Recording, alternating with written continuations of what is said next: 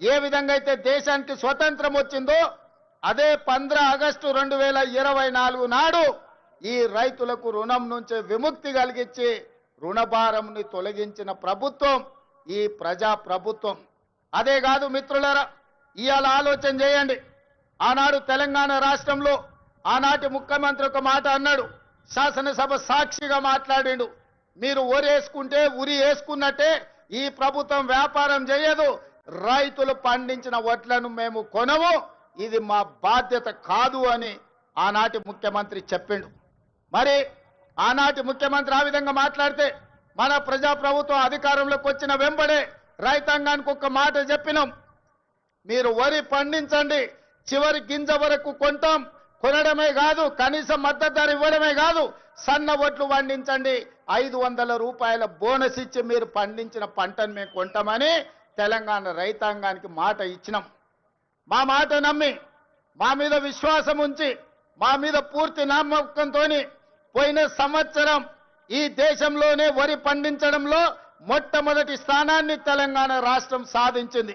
2,80,00,000 metric టన్నుల వడ్లను ఉత్పత్తి చేసి దేశంలోనే మొదటి స్థానంలో నిలబడ్డ తెలంగాణ రాష్ట్రం సన్న వడ్లకు 500 రూపాయల బోనస్ ఇవ్వడమే కాదు, మీరు పండించిన పంట వడ్లకు 48 గంటల్లోనే మీ ఖాతాలో నగదు బదిలీ చేసినాం. ఆనాడు తాలు పేరు మీద, ఆనాడు తడి పేరు మీద, తుట్టి పేరు మీద క్వింటాల్కు 10 కిలోలు దళారులు దోసుకుంటుంటే మనం ప్రభుత్వంలోకి వచ్చిన తర్వాత ఈ దళారులను, ఈ మిల్లర్లను ఎవరైతే మోసం చేస్తుండ్రో మీ తోలు తీస్తాం, 1 కిలో కూడా తక్కువ తూకం చేసినా మీ తోలు ఒలుస్తామని చెప్పి తాలు పేరు మీద, తడి పేరు మీద జరుగుతున్న దోపిడీని నిలువరించి రైతులను ఆదుకున్న చరిత్ర ఈ రోజు మన ప్రభుత్వాన్ని అని చెప్పి నేను ఈ సందర్భంగా చెప్పదలుచుకున్న మిత్రులారా, ఇవాళ దేశంలో తలెత్తుకొని గర్వంగా నిలబడి ఈ దేశంలోనే అత్యధికంగా వరి ధాన్యాన్ని ఉత్పత్తి చేసే రాష్ట్రం మాది. మా దగ్గర గిట్టుబాటు ధరనే కాదు 500 రూపాయల బోనస్ ఇస్తున్నామని చెప్పి గర్వంగా చెప్పుకునే రాష్ట్రం ఏదైనా తెలంగాణ దేశంలో ఉంది అంటే అది తెలంగాణ రాష్ట్రం అన్న సంగతి నేను గుర్తు చేయదలుచుకున్న మిత్రులారా. ఇవాళ మీరు ఆలోచన చేయండి. చాలా మంది అన్నారు, వాళ్ళకి తెలుసు వాళ్ళు ఏ విధంగా రాష్ట్రాన్ని దివాలా తీపిచ్చిండ్రు.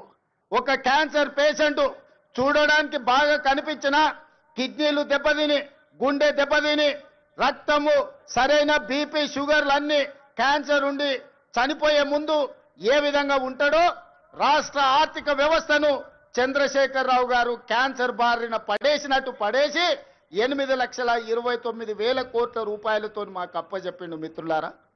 ఆనాడు ధనిక రాష్ట్రం 16,000 కోట్ల రూపాయల మిగులు బడ్జెట్తో అప్పచెప్తే